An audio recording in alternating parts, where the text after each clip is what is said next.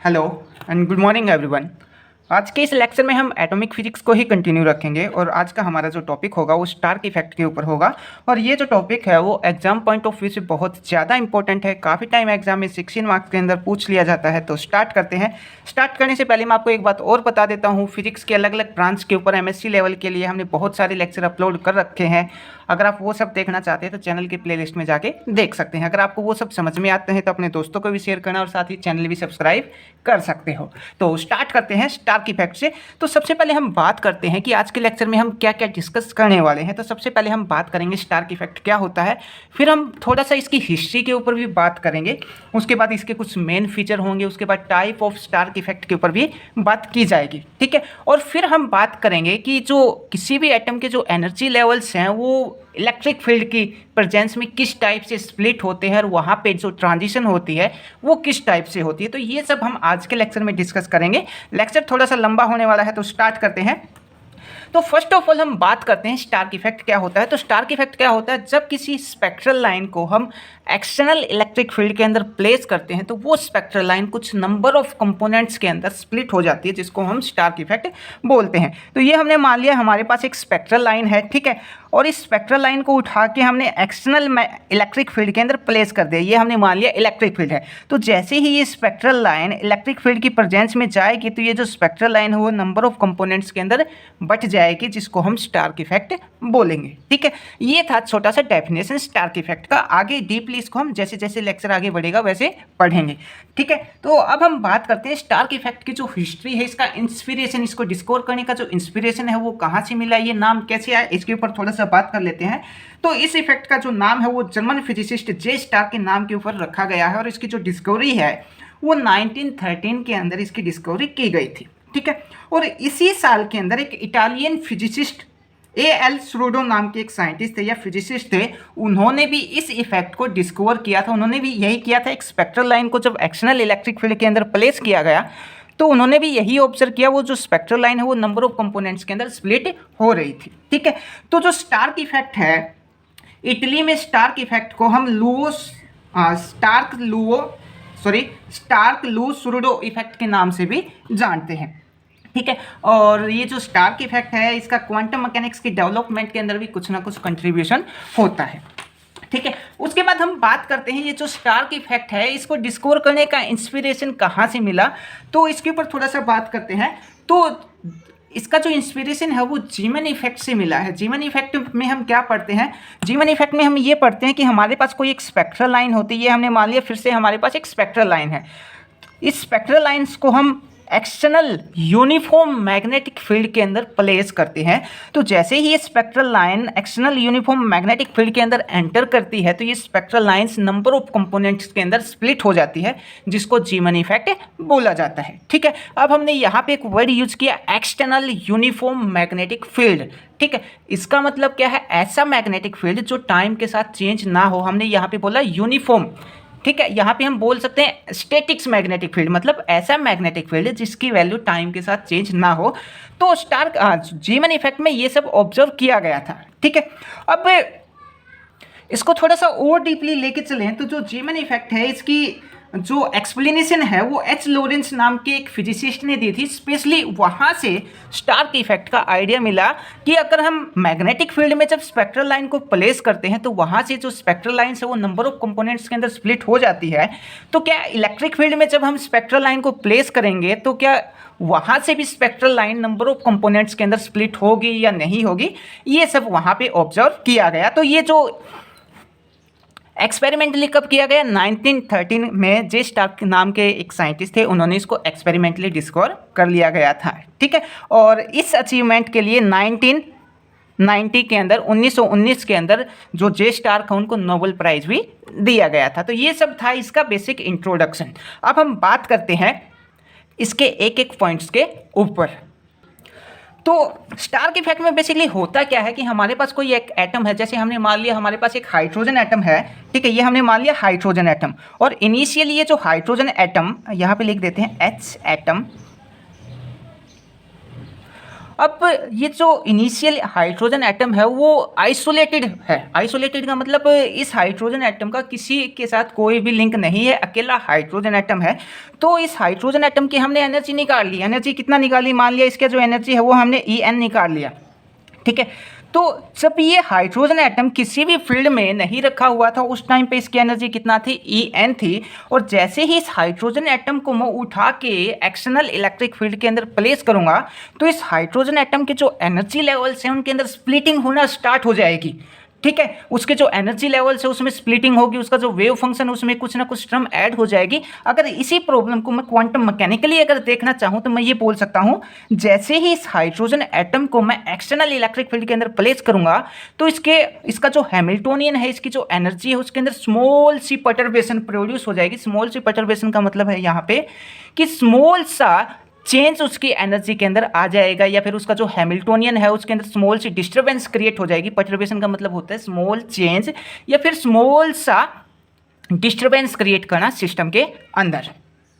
तो अब हमें यहाँ पे निकालना है कि जब हम इस एटम को, हाइड्रोजन एटम को एक्सटर्नल इलेक्ट्रिक फील्ड में प्लेस करते हैं तो इसके जो एनर्जी लेवल्स होते हैं उनके अंदर कितना चेंज आता है, वो सब हम आज के लेक्चर में निकालेंगे, ठीक है। उसके बाद और आगे बात करें तो जो स्टार्क इफेक्ट है वो हाइड्रोजन एटम की जो स्पेक्ट्रम होती है उसके अंदर एक बाल्मर नाम की सीरीज होती है, ठीक है। पहली सीरीज लेमन सीरीज, फिर बाल्मर सीरीज, फिर पास्टन ब्रैकेट, इस टाइप्स की सीरीज होती हैं। थोड़ा सा बाल्मर सीरीज के ऊपर हम बात कर लेते हैं। ये मान लिया हमने हाइड्रोजन एटम के अलग अलग एनर्जी लेवल्स हैं। यहाँ पे n = 1 है हमारे पास, यहाँ पे n = 2 मान लिया, ये n = 3, ये n = 4 और ये 5 so on n तक। जब n = 2 के अंदर ट्रांजिशन, हायर लेवल से जब n = 2 के अंदर ट्रांजिशन होती है तो हमें बाल्मर सीरीज मिलती है। तो जब n = 3 से n = 2 के ऊपर ट्रांजिशन होगी तो हमें मिलेगी यहाँ पे H अल्फा लाइन्स, ठीक है। जब n = 4 से n = 2 के ऊपर ट्रांजिशन होगी तो हमें यहाँ पे मिलेगी H बीटा लाइन, और जब 5 से 2 के ऊपर ट्रांजिशन होगी तो हमें यहाँ पे मिलेगी H गामा लाइन्स। तो ये जो बाल्मर सीरीज है, बाल्मर सीरीज, इस सीरीज के अंदर जो स्टार्क इफेक्ट है उसको ऑब्जर्व किया गया था। अब बाल्मर सीरीज की ये जितनी भी लाइन आई है हमारे पास H अल्फा है, H बीटा है, H गामा है, इन लाइंस को हम एक हाई पावर स्पेक्ट्रोग्राफ की हेल्प से देखेंगे। तो ये बाल्मर सीरीज की जितनी भी लाइंस है वो कुछ नंबर ऑफ कंपोनेंट्स के अंदर स्प्लिट होती हुई हमें दिखाई देंगे, जिसको हम फाइन स्ट्रक्चर स्प्लिटिंग भी बोलते हैं, ठीक है। अब हम बात करते हैं ये जो H अल्फा लाइन्स है वो कितने कंपोनेंट्स के अंदर स्प्लिटिंग, उसकी कितने कंपोनेंट के अंदर स्प्लिटिंग होगी। जैसा कि हमने अभी बोला था कि ये जो स्पेक्ट्रल लाइन है वो in the presence of external electric field में वो स्प्लिट हो जाती है। तो अब हम बात करते हैं कि ये जो H अल्फा लाइन है इसको जब एक्सटर्नल इलेक्ट्रिक फील्ड में प्लेस करेंगे तो H अल्फा लाइन कितने कंपोनेंट्स के अंदर स्प्लिट होगी, H बीटा कितने कंपोनेंट में स्प्लिट होगी और H गामा कितने कंपोनेंट में स्प्लिट होगी, ठीक है। क्या ये सभी इक्वल कंपोनेंट्स के अंदर स्प्लिट होंगी, H beta H alpha, H beta, H gamma, ये सब अलग अलग कंपोनेंट्स में स्प्लिट होंगी, ठीक है। तो सबसे पहले हम बात करते हैं H अल्फा लाइन्स की। जो H अल्फा लाइन है वो एक्सटर्नल इलेक्ट्रिक फील्ड में सबसे कम कंपोनेंट्स के अंदर स्प्लिट होगी। उसके बाद जो H बीटा लाइन है वो अल्फा से ज़्यादा कंपोनेंट्स के अंदर स्प्लिट होगी। जो H गामा लाइन है वो इन दोनों से ज़्यादा कंपोनेंट्स के अंदर स्प्लिट होगी एक्सटर्नल इलेक्ट्रिक फील्ड के अंदर। अब इसका रीजन भी देख लेते हैं भाई, H अल्फा लाइन कम कंपोनेंट्स में स्प्लिट क्यों हो रही है। H बीटा उससे थोड़ा सा ज़्यादा कंपोनेंट में स्प्लिट हो रही है और H गामा उससे भी ज़्यादा कंपोनेंट में स्प्लिट हो रही है। तो इसका रीज़न ये है, जो हमें H अल्फा लाइन मिलती है, इसके H अल्फा लाइन के कोरस्पॉन्डिंग जो n है प्रिंसिपल क्वांटम नंबर, उसकी वैल्यू कितना है, उसकी वैल्यू है H अल्फा कहाँ से कहाँ मिल रही है, जब ट्रांजिशन कहाँ n = 3 से लेके n = 2 तक है, ठीक है। तो यहाँ पे जो प्रिंसिपल क्वांटम नंबर है उसकी वैल्यू कम है। जब बात करूँ H बीटा की, ये ज़्यादा में स्प्लिट हो रही है, इसका रीजन क्या है भाई, यहाँ पे जो प्रिंसिपल क्वांटम नंबर की वैल्यू हो वो n = 4 है और H गामा और ज़्यादा में स्प्लिट हो रही है। इसका रीजन ये है कि यहाँ पे जो क्वांटम नंबर है उसकी वैल्यू कितना है, 5 है। दैट्स वाई जो H गामा लाइन्स है वो सबसे ज़्यादा नंबर ऑफ कंपोनेंट्स के अंदर स्प्लिट हो रही है। अब चलते हैं एग्जाम में हम इसको किस टाइप से लिखेंगे वो एक एक पॉइंट हम यहाँ पे पढ़ लेते हैं। तो फर्स्ट पॉइंट से स्टार्ट करते हैं। In 1913 German physicist J Stark discovered that the Balmer lines emitted by hydrogen atom place in electric field of order of 10⁵ volt per centimetre are split into number of polarised component. अब इसका मतलब क्या है, 1913 के अंदर German physicist J Stark नाम के एक जर्मन फिजिसिस्ट जे स्टार्क, उन्होंने इस इफेक्ट को डिस्कवर किया था। उनके नाम के ऊपर ये नाम रख दिया गया। उन्होंने क्या किया, हाइड्रोजन एटम की जो बाल्मर सीरीज होती है उसको एक्सटर्नल इलेक्ट्रिक फील्ड के अंदर प्लेस किया, और यहाँ पे ये जो इलेक्ट्रिक फील्ड हमने अप्लाई किया था, इस इलेक्ट्रिक फील्ड की जो स्ट्रेंथ है वो कितना होगी, 10⁵ वोल्ट पर सेंटीमीटर इस इलेक्ट्रिक फील्ड की स्ट्रेंथ होगी। और जो इलेक्ट्रिक फील्ड की स्ट्रेंथ ये होगी, उसके बाद जो नेक्स्ट पॉइंट है वो क्या है, split into a number of polarise component. Polarise component का मतलब क्या है, पोलराइज, आपने पोलराइजेशन ऑफ लाइट के बारे में पढ़ा होगा। पोलराइजेशन ऑफ लाइट में क्या होता है, जो इलेक्ट्रिक वाइब्रेशन होती है वो एक पर्टिकुलर डायरेक्शन के अंदर होती है, ठीक है। तो जैसे ही ये स्पेक्ट्रल लाइन इलेक्ट्रिक फील्ड की प्रेजेंस में स्प्लिट होंगी, तो ये मान लिया ये लाइन, ये जो स्प्लिट हुई लाइन है, इसका जो इलेक्ट्रिक वेक्टर होगा उसकी वाइब्रेशन एक पर्टिकुलर डायरेक्शन में ही सीमित कर दी जाएगी, ठीक है, ऑल डायरेक्शन में नहीं होगी। उसके बाद next point, the shifting and splitting of spectral line into a number of component line by the action of electric field is called Stark effect.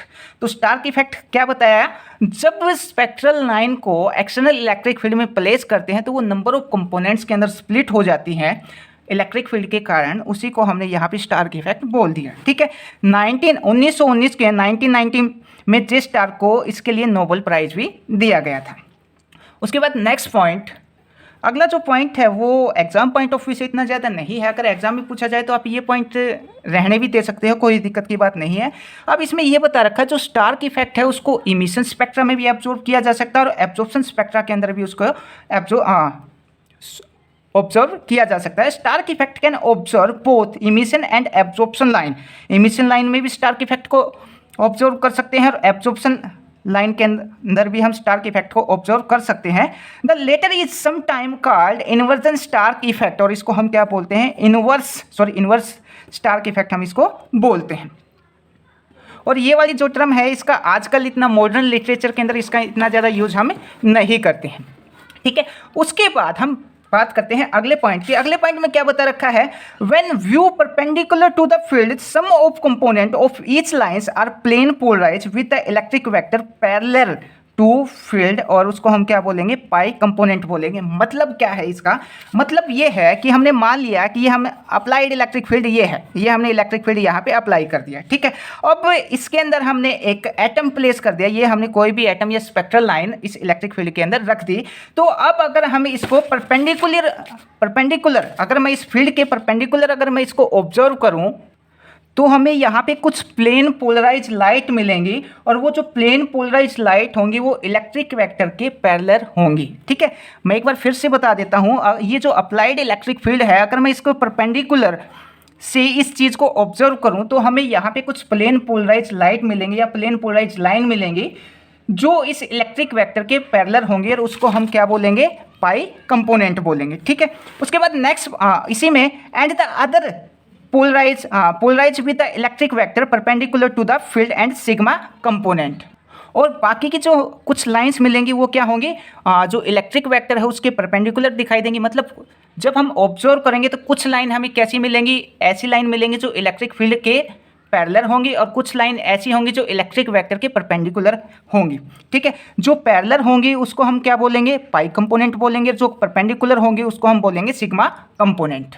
ये बात कब की है, जब हम परपेंडिकुलर ऑब्जर्व करते हैं तब, परपेंडिकुलर ऑब्जर्व किया तब हमें पाई कंपोनेंट मिला और दूसरा सिग्मा कंपोनेंट मिला, ठीक है। अब अगर मैं इलेक्ट्रिक फील्ड के पैरेलल इसको ऑब्जर्व करूं, अब तक तो हमने यहाँ पे जो इलेक्ट्रिक फील्ड अप्लाई कर रखा था इसके परपेंडिकुलर देखा, अब अगर मैं इसके पैरेलल देखने लग जाऊं तो हमें यहाँ पे ओनली ऑन सिग्मा कंपोनेंट ही दिखाई देंगे, जो पाई कंपोनेंट है वो यहाँ से गायब हो जाएंगे, ठीक है। अब नेक्स्ट पॉइंट में बात करते हैं हम जो स्टार्क इफेक्ट के कुछ मेन फीचर हैं उनके ऊपर। तो मेन फीचर के फर्स्ट पॉइंट के ऊपर बात करते हैं। तो फर्स्ट पॉइंट में ये बता रखा है, जब भी हम बाल्मर सीरीज को हम इलेक्ट्रिक फील्ड में प्लेस करते हैं तो वो नंबर ऑफ कंपोनेंट में स्प्लिट हो जाती हैं, चाहे वो एच अल्फा लाइन हो या फिर एच बीटा लाइन हो या फिर वो एच गामा लाइन हो, वो नंबर ऑफ कंपोनेंट में स्प्लिट होंगी। और जो नंबर ऑफ कंपोनेंट होंगे वो हमने देख लिया, जब हम परपेंडिकुलर देखेंगे तो पाई कंपोनेंट होंगे, जो पैरेलल देखेंगे तो जब परपेंडिकुलर ही ऑब्जर्व करेंगे तो हमारे पास दोनों कंपोनेंट होंगे, पाई कंपोनेंट भी होगा और सिग्मा कंपोनेंट भी होगा। जब हम उस इलेक्ट्रिक फील्ड के पैरेलल ऑब्जर्व करेंगे उसको तो हमें ओनली ऑन सिग्मा कंपोनेंट ही मिलेगा। उसके बाद जो एच अल्फा लाइन है, एच बीटा लाइन है, एच गामा लाइन है, क्या ये सेम नंबर ऑफ कंपोनेंट्स के अंदर स्प्लिट होंगे, ये क्वेश्चन आता है। तो इसका जवाब हम ऑलरेडी दे चुके हैं कि ये सेम नंबर ऑफ कंपोनेंट्स के अंदर स्प्लिट नहीं होगी। जो एच गामा लाइन है ये सबसे ज़्यादा नंबर ऑफ कंपोनेंट्स के अंदर स्प्लिट होगी।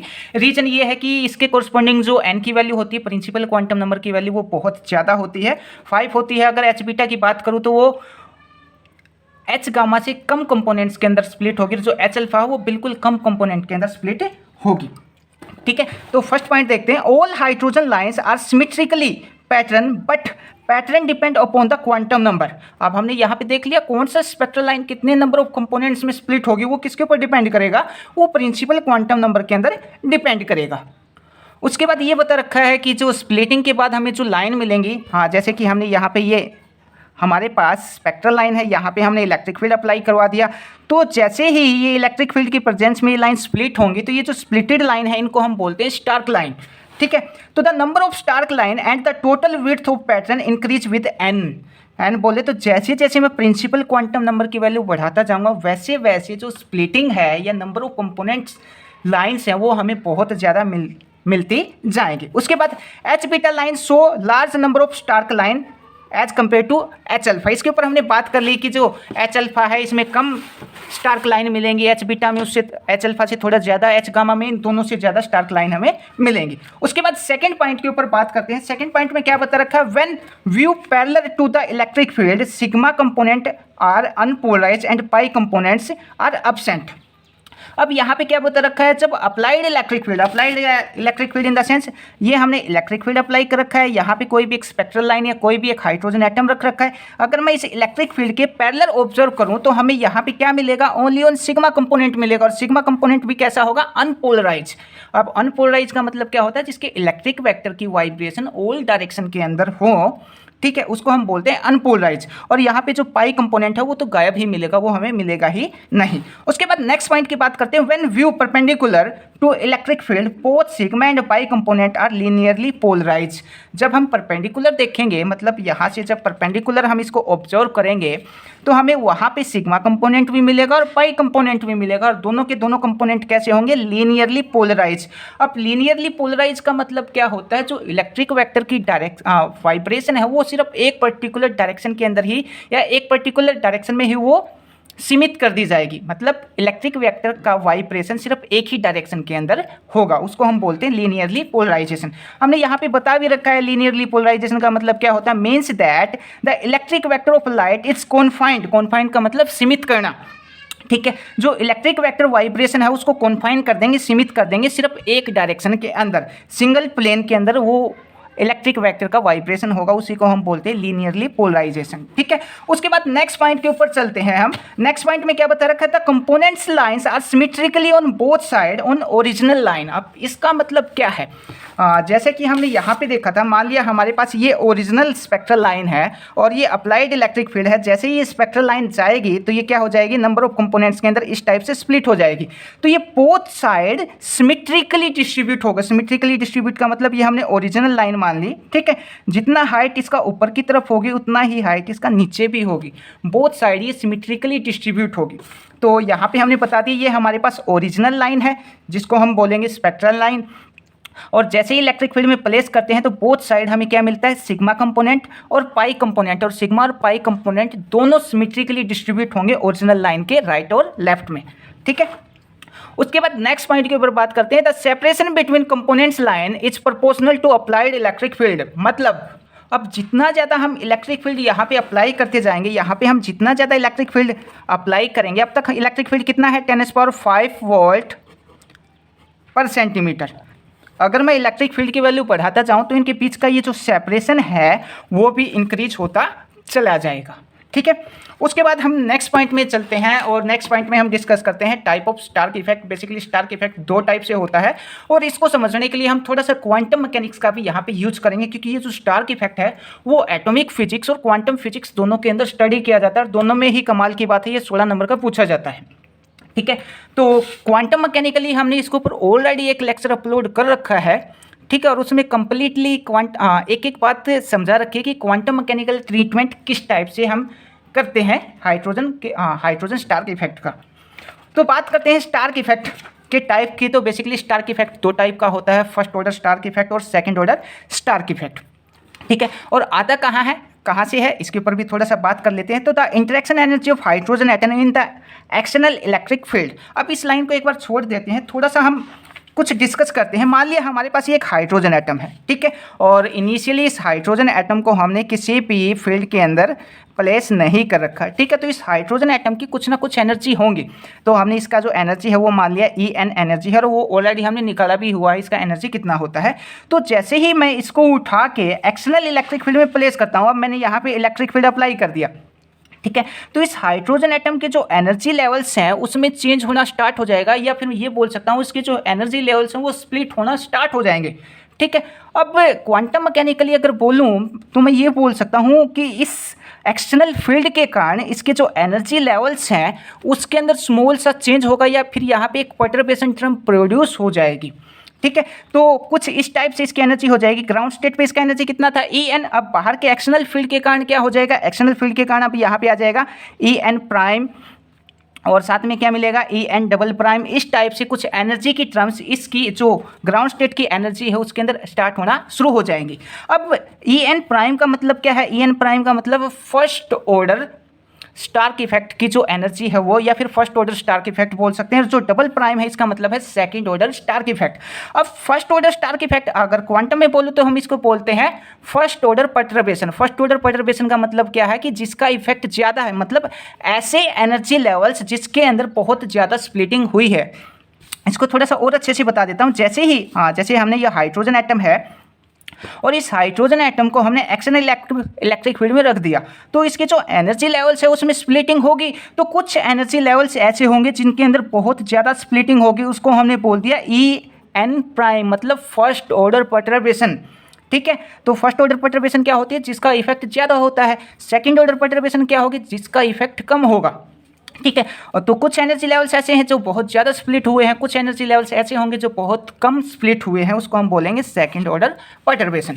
तो यहाँ पे ये बता रखा था interaction energy of hydrogen atom in external electric field. भाई जब हाइड्रोजन एटम को उठा के हम एक्सटर्नल इलेक्ट्रिक फील्ड में रख देंगे तो एक्सटर्नल इलेक्ट्रिक फील्ड के कारण उस हाइड्रोजन एटम की जो एनर्जी है उसके अंदर कुछ ना कुछ टर्म ऐड हो जाएगी, या फिर उसकी एनर्जी के अंदर थोड़ा सा परटर्बेशन या स्मॉल सी डिस्टर्बेंस क्रिएट हो जाएगी।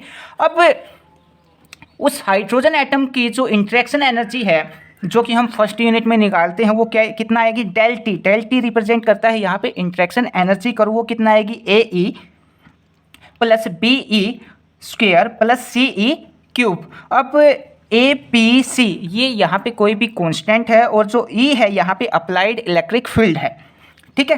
तो यहाँ पे क्वांटम मैकेनिकली हमने बता दिया जो एनर्जी है वो क्या होगी, उसके साथ कुछ टर्म ऐड होती जाएगी। जैसे हमने यहाँ पे इनिशियली ग्राउंड स्टेट पे एनर्जी कितना था, En था, और first order perturbation lambda E prime, ठीक है। लैम्डा यहाँ पे कांस्टेंट है जिसकी वैल्यू 1 से भी बहुत ज़्यादा कम हम लेके चलते हैं, प्लस लैम्डा स्क्वायर। तो अब यहाँ पे क्या है, लैम्डा स्क्वायर है, और लैम्डा की वैल्यू हमने क्या बोली, लैम्डा की वैल्यू बोले हमने लेस देन 1, ठीक है।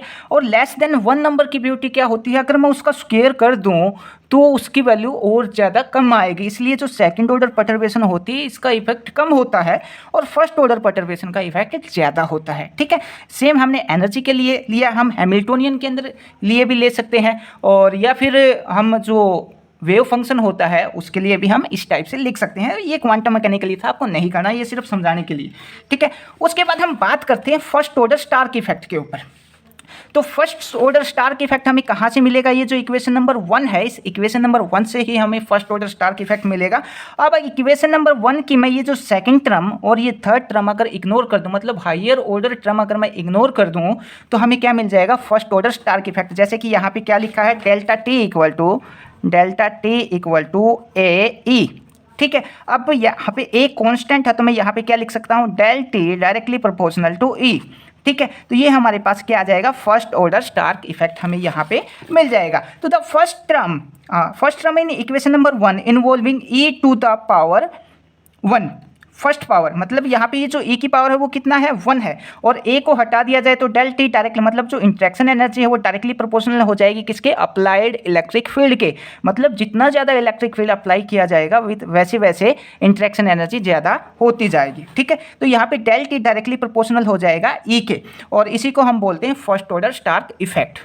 यहीं पे हम बात कर लेते हैं सेकंड ऑर्डर स्टार्क इफेक्ट के ऊपर। अब सेकंड ऑर्डर स्टार्क इफेक्ट हमें कहाँ से मिलेगा, वो हमें मिलेगा यहाँ से, जो e टू द पावर क्या आ जाएगी, सेकंड आ जाएगी, तो वो हमें क्या मिलेगा, सेकंड ऑर्डर स्टार्क इफेक्ट। तो हम यहाँ पे बोल सकते हैं डेल टी डायरेक्टली प्रोपोर्शनल है E2 के। ठीक है, तो the second term in equation number 1 involve e to the second power of del t directly proportional e square is called the second order Stark effect। ये हम already explain करके आपको बता चुके हैं। उसके बाद नेक्स्ट पॉइंट के ऊपर बात करते हैं, if the field is not too large, अगर इलेक्ट्रिक बाहर से जो अप्लाइड इलेक्ट्रिक फील्ड है उसकी वैल्यू हमने कितना ले रखी है, 10⁵ वोल्ट के आसपास ले रखी है। अगर इलेक्ट्रिक फील्ड बहुत कम है तो हमें वहाँ पे कौन सा स्टार्क इफेक्ट देखने को मिलेगा, फर्स्ट ऑर्डर मिलेगा या सेकंड ऑर्डर मिलेगा, तो यहाँ पे हमें मिलेगा जब इलेक्ट्रिक फील्ड की वैल्यू कम होगी तो हमें फर्स्ट ऑर्डर स्टार्क इफेक्ट यहाँ पे देखने को मिलेगा। उसके बाद नेक्स्ट पॉइंट, जब फर्स्ट ऑर्डर स्टार्क इफेक्ट होगा तो जो स्पेक्ट्रल लाइन होती है वो सिमेट्रिकली डिस्ट्रीब्यूट होती है बोथ साइड।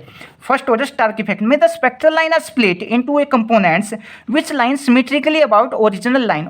ये ओरिजिनल लाइन है तो इसके सिमेट्रिकली हमें मिलेगा, ठीक है, सिग्मा कंपोनेंट और पाई कंपोनेंट। अब ये तो थी बात फर्स्ट ऑर्डर स्टार्क इफेक्ट की। अगर सेकंड ऑर्डर स्टार्क इफेक्ट की बात करूं तो सेकंड ऑर्डर स्टार्क इफेक्ट में जो अप्लाइड इलेक्ट्रिक फील्ड है इसकी वैल्यू बहुत ज़्यादा हो जाती है, और जब इलेक्ट्रिक फील्ड की वैल्यू बहुत ज़्यादा होगी तो हमें मिलेगा सेकंड ऑर्डर स्टार्क इफेक्ट। और सेकंड ऑर्डर स्टार्क इफेक्ट में ये जो कंपोनेंट्स लाइन होती हैं ये सिमेट्रिकली डिस्ट्रीब्यूट नहीं होती ओरिजिनल लाइन के। ठीक है, तो ये था हमारे पास first order second order Stark effect. Next section के अंदर हम पढ़ते हैं फर्स्ट ऑर्डर स्टार्क इफेक्ट के बारे में डिटेल से। आइए अब हम बात कर लेते हैं फर्स्ट ऑर्डर स्टार्क इफेक्ट के ऊपर। तो हमें पता है हमारे पास जब कोई एक एटम होता है, उस एटम के अंदर कोई भी एक इलेक्ट्रॉन होता है, मान लीजिए ये हमारे पास एक इलेक्ट्रॉन है, तो इस इलेक्ट्रॉन के पास हमें पता है कि दो टाइप के मोशन होते हैं। पहला जो इस इलेक्ट्रॉन के पास क्या होता है, स्पिन मोशन होता है। स्पिन मोशन में क्या होता है, ये जो इलेक्ट्रॉन है वो अपने ही एक्सिस के ऊपर घूमता रहता है। दूसरा जो होता है वो क्या होता है, ऑर्बिटल मोशन। ऑर्बिटल मोशन में ये इलेक्ट्रॉन न्यूक्लियस के चारों ओर चक्कर लगाता है। अब हमें पता है जो इलेक्ट्रॉन है वो हमारे पास एक चार्ज पार्टिकल है, और जब कोई चार्ज पार्टिकल मूव करता है तो वहाँ पे हमें एक इलेक्ट्रिक फील्ड देखने को मिलता है। तो यहाँ पे जो इलेक्ट्रिक फील्ड होगा वो कुछ एक तो स्पिन मोशन के कारण से होगा, इलेक्ट्रॉन का स्पिन मोशन के कारण से कुछ ना कुछ इलेक्ट्रिक फील्ड होगा। दूसरा जो ऑर्बिटल मोशन है उसके कारण से हमें कुछ ना कुछ यहाँ पे इलेक्ट्रिक फील्ड देखने को मिलेगा। या फिर हम ये बोल सकते हैं कि स्पिन मोशन के कारण से यहाँ पे कुछ स्पिन एंगुलर मोमेंटम होगा, और ऑर्बिटल मोशन के कारण से यहाँ पे कुछ ऑर्बिटल एंगुलर मोमेंटम होगा। स्पिन मोशन के कारण से क्या मान लिया हमने, स्पिन एंगुलर मोमेंटम, और ऑर्बिटल मोशन के कारण से हमने क्या मान लिया, ऑर्बिटल एंगुलर मोमेंटम। अगर अब मैं टोटल निकालने लग जाऊँ तो हमें पता है जो L और S है, ये L मान लिया और S, जब ये दोनों एक दूसरे के साथ इंटरेक्ट करते हैं तो हमें क्या मिलता है, J मिलता है। हम एटॉमिक फिजिक्स में ये वाली जो टर्म है वो बहुत ज़्यादा यूज करते हैं। जब L + S होता है तो हमें क्या मिलता है, J क्या होता है, यहाँ पे J होता है रिजल्टेंट क्वांटम नंबर या फिर total angular momentum quantum number. ठीक है, उसके बाद हम बात करते हैं जो फर्स्ट ऑर्डर स्टार्क इफेक्ट है इसके अंदर किस टाइप का डायग्राम यहाँ पे बनेगा। और जो डायग्राम बनाएंगे वो with the help of vector atom model की हेल्प से हम बनाएंगे कि जब किसी भी हम स्पेक्ट्रल लाइन को या एटम को, हाइड्रोजन एटम को जब हम वीक इलेक्ट्रिक फील्ड में रखते हैं तो वहाँ पे L और S का किस टाइप से इंटरेक्शन होता है और वो कैसे इलेक्ट्रिक फील्ड के अराउंड प्रेसेशन करते हैं। तो ये हमने मान लिया कि हमारे पास एक इलेक्ट्रॉन है और ठीक इसके ऊपर ये वाला हमने मान लिया कि ये डायरेक्शन ऑफ इलेक्ट्रिक फील्ड है, ये बोल दिया। ठीक है, अब ये जो इलेक्ट्रॉन है इसका कुछ ना कुछ ऑर्बिटल एंगुलर मोमेंटम भी होगा और इसका कुछ स्पिन एंगुलर मोमेंटम भी होगा। तो हमने मान लिया ये इस इलेक्ट्रॉन का स्पिन एंगुलर मोमेंटम है जिसको हमने यहाँ पे S* से यहाँ पे डिनोट करके बता दिया। ठीक है, और सिमिलर इस इलेक्ट्रॉन का क्या होगा, यहाँ पे इस इलेक्ट्रॉन का हमें यहाँ पे क्या मिलेगा, ऑर्बिटल एंगुलर मोमेंटम भी मिलेगा। स्टार्टिंग में हमने क्या लिया, स्पिन एंगुलर मोमेंटम लिया, फिर हमने यहाँ पे ऑर्बिटल एंगुलर मोमेंटम लिया जिसको हमने L* से यहाँ पे डिनोट करके बता दिया। और हमें पता है जो L और S है ये दोनों एक दूसरे के साथ इंटरेक्ट करके हमें क्या मिलेगा, J मिलेगा, ठीक है, या फिर J स्टार मिलेगा, जिसको हम बोलते हैं टोटल एंगुलर मोमेंटम। तो ये हमें जो L और S है, L स्टार और S स्टार, ये दोनों एक दूसरे के साथ इंटरेक्ट करेंगे और इंटरेक्ट करने के बाद हमें यहाँ पे क्या मिलेगा, ये हमने बोल दिया J स्टार। J स्टार है यहाँ पे टोटल एंगुलर मोमेंटम। अब जो L स्टार है, सॉरी ये जो S स्टार है, ये S स्टार J के अराउंड प्रेसेस करेगा, मतलब J के अराउंड ये चक्कर लगाएगा। जैसे कि हमने मान लिया कि ये हमारे पास J स्टार है इस टाइप से और ये S स्टार है, तो ये जो S स्टार है वो इस टाइप से इसके चारों ओर प्रेसेशन करेगा, घूमेगा, ठीक है। तो इस टाइप से डॉटेड करके हम यहाँ पे रिप्रेजेंट कर देते हैं। ये S स्टार J के अराउंड प्रेसेशन करेगा। सिमिलर ये जो L स्टार है ये भी J के अराउंड इस टाइप से प्रेसेशन करेगा, इस टाइप से ये चक्कर लगाएगा, ठीक है। इसको डॉटेड करके हम यहाँ पे ओरिजिन पे मिला सकते हैं और सिमिलर हम यहाँ पे इसको मिला सकते हैं। अब यहाँ पे बात करें J स्टार की, हमने देखा जो S स्टार है ये भी J के राउंड प्रेसेशन कर रहा है, जो L स्टार है वो भी J के राउंड प्रेसेशन कर रहा है। अब जो J स्टार है वो जो अप्लाइड इलेक्ट्रिक फील्ड है, जो इलेक्ट्रिक फील्ड है उसके अराउंड प्रेसेशन करेगा कुछ इस टाइप से। इस टाइप से हम डॉटेड करके यहाँ पे रिप्रेजेंट कर सकते हैं। और यहाँ से लेके यहाँ तक हमने क्या डाल दिया, प्रोजेक्शन डाल दिया, ये हम क्या बोलेंगे, J स्टार का प्रोजेक्शन, ठीक है। अब इस पॉइंट से लेके और ये जो इलेक्ट्रॉन है यहाँ तक की जो दूरी होगी, यहाँ से लेके यहाँ तक की जो डिस्टेंस होगी उसको हम किससे रिप्रेजेंट करेंगे, mj से रिप्रेजेंट करके बता देंगे। अब यहाँ पे एक इम्पोर्टेंट बात और रहती है, जो L स्टार और जो S स्टार है इन दोनों के बीच में जो इंट्रैक्शन हो रही है वो मैग्नेटिक इंट्रैक्शन हो रही है, और जो J स्टार है इस J स्टार के E के साथ जो इंट्रैक्शन हो रही है वो वीक इंट्रैक्शन हो रही है, और जो L स्टार और S स्टार के बीच में जो मैग्नेटिक इंट्रैक्शन हो रही है वो स्ट्रॉन्ग इंट्रैक्शन यहाँ पे हो रही है।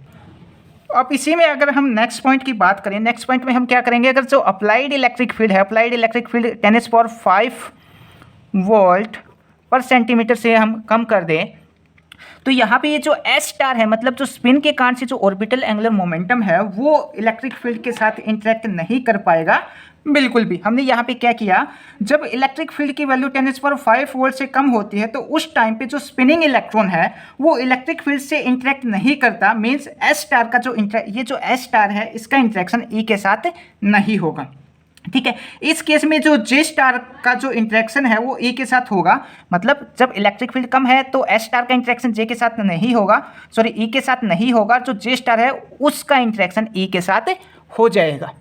और यहाँ पे हमें जो J स्टार का जो प्रोजेक्शन मिलता है और जो mj की जो हमें वैल्यू मिलेंगी, mj की हमें यहाँ पे डिस्क्रिएट वैल्यू देखने को मिलेंगी। उसके बाद जो नेक्स्ट पॉइंट है, नेक्स्ट पॉइंट में हम क्या करेंगे, जो कि हम अगले सेक्शन के अंदर या अगले वीडियो के अंदर देखेंगे, वहाँ पे हम H अल्फा लाइन का एग्जांपल लेके चलेंगे। हमें पता है H अल्फा लाइन कब मिलती है, जब ट्रांजिशन n=2 से लेके n=3 से लेके ट्रांजिशन n=2 के ऊपर होती है, तब हमें H अल्फा लाइन मिलती है।